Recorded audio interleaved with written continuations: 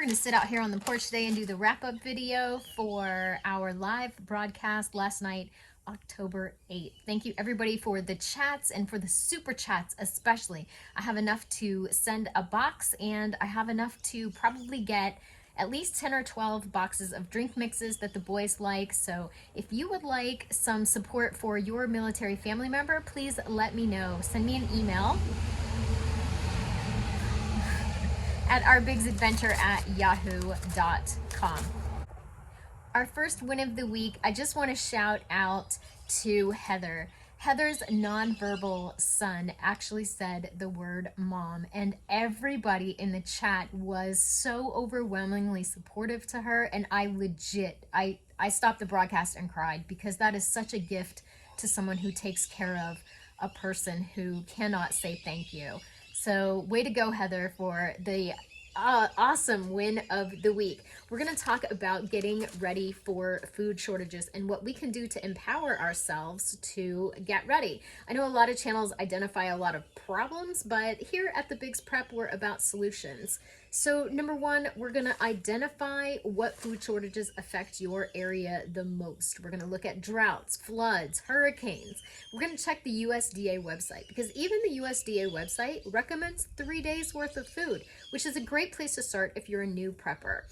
The USDA website also helps to identify what shortages are going on in your regional area. So that's a great resource. Number two is don't panic buy. There's no reason to panic buy.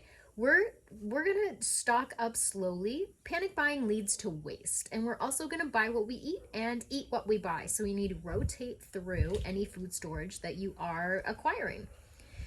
We're gonna start some garden pots. We're gonna look at community gardens, growing microgreens. We're looking at balcony gardens. We're gonna do landscaping as food. And I know a lot of people live in an HOA and they say, oh, we can't grow any food or whatever. There are beautiful ornamental edibles that you can plant as landscaping and also reap the benefits of being able to eat it.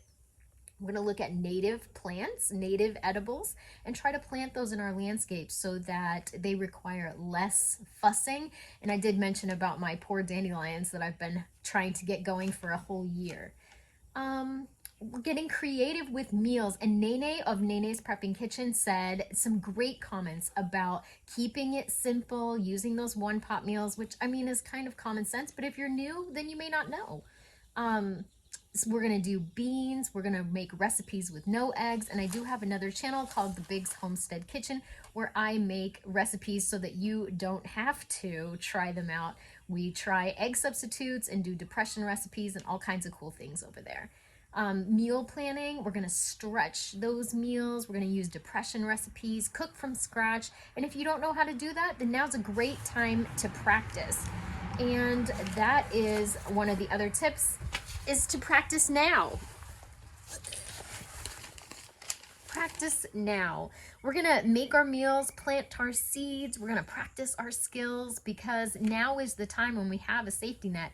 If you try to make a meal from scratch and you burn it or it comes out terrible, you can order pizza still. It's okay. We're gonna get more than just food. We're gonna use skills, we're gonna barter, we're gonna get preservation supplies like dehydrators, jars. We're gonna look at community posts and Facebook Marketplace to try to stock up on those things, because not everybody can afford to buy those new, and I don't like paying new prices for anything. Tools, seeds, fertilizer, pans, cast iron. We're gonna be looking all the time for those good deals. We're gonna, think about our water source. I know a lot of channels are like water, water, water, and that's important. I know for a lot of people, you don't live near a stream or a pond. I know I do live on a pond, but I would rather not drink any of that water because it is full of duck poop. So it's a no from me. Let's see. We talked about, that's pretty much it. Yeah, that's it. Okay. Now let's move on to the rest of the wins of the week. It's win of the week time, and since I'm not baking this week, let's cut to some footage of Hurricane Ian, the cleanup of our road. and I'll rattle off the wins of the week. Cheryl found some invasive deer, and her nephew is a hunter. She's going to get a deer for the freezer. Everything home. I was able to purchase ground beef 80% lean for $2.99 a pound and stocked up with no limit. Carrie Bear made applesauce in the crock pot for the first time. She got 4 pints canned up. Way to go, Carrie. Tammy Hughes stocked up on canned tomatoes and tomato sauce, fresh apples from the orchard for eating and baking. I love that for you. This girl prep scored a bunch of free Energizer AA batteries at her work, over 100.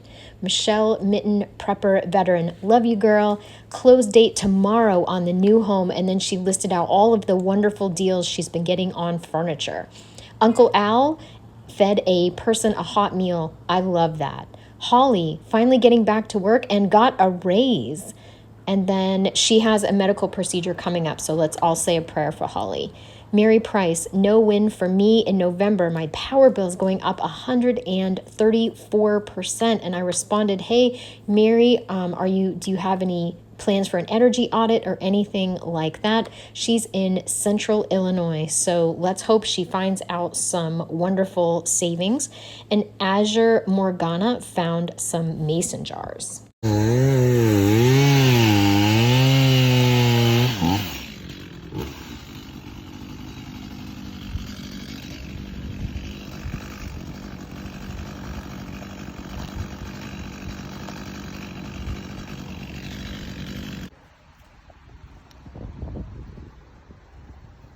Don't touch it.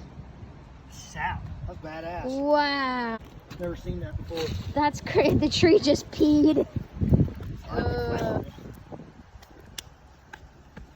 That's pretty cool. Save it. Wood.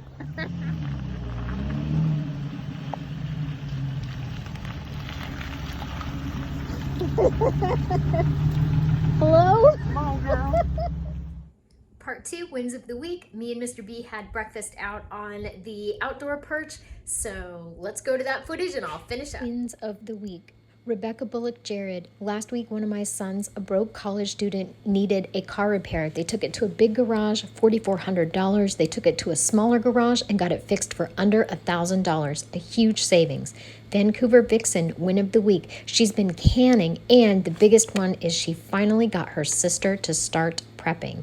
Amanda says they got a whole winter's worth of wood split this past weekend, almost 2 years worth, and they know that they will be staying warm this winter. Emily Wright canned her first batch of split pea soup, dehydrated herbs from her garden, and working on her pantry inventory list.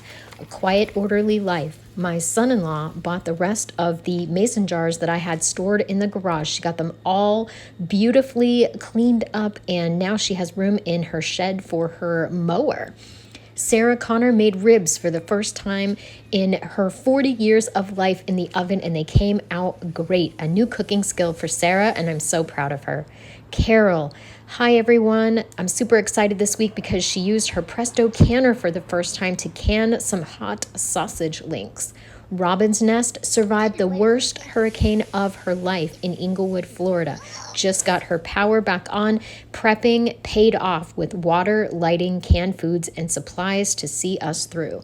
Holly Cowan tried making homemade Heinz ketchup, and it was so easy. Way to go, Holly. Michelle Moon found boneless, skinless chicken breasts for 50% off and bought them all at $1.59 a pound. Glenn Anderson, he canned 5 pounds of meatballs. I've got to try this. Heather Nicole, one of my wins was my son's birthday. Here's a little seed update. I don't know what these were, but they didn't come up yet. The tomatoes are looking great. And look at my pumpkins. They're just going crazy.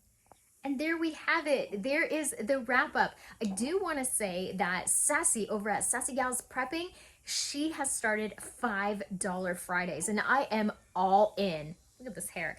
I am going to be doing $5 Fridays, I think for October and November, just to show people that with $5 a week, you can really stock up. Thanks so much for watching. And remember everybody, I'd rather be a year early than a day late.